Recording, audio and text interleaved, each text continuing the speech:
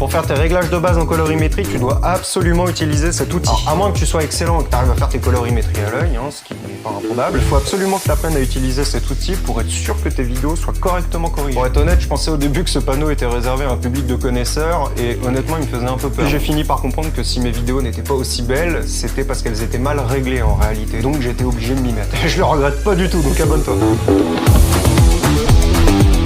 Quand tu attaques la correction colorimétrique de tes vidéos, en plus du panneau de couleur lumétrie, va chercher celui du moniteur lumétrie. Tu vas le trouver dans l'onglet fenêtre. Lui, quand tu le vois, tu fais un clic droit dessus et tu choisis la forme d'onde globale en luminance. En fait, cet outil te permet de lire graphiquement les niveaux de lumière dans ton image. En haut, la lumière elle est au max, donc c'est blanc, et en bas, la lumière est au minimum, donc c'est noir. Donc maintenant, quand tu règles tes hautes lumières, fais attention à ce que la lumière ne touche pas le haut, le niveau descend, sinon ça veut dire que c'est complètement cramé. Et même chose pour les basses lumières. Fais attention à ce que ça ne touche pas le niveau 0. En fait, il faut que tu t'en serves pour tout régler. Les noirs, les blancs et le niveau d'exposition. Et maintenant, je suis certain que ma vidéo est parfaite.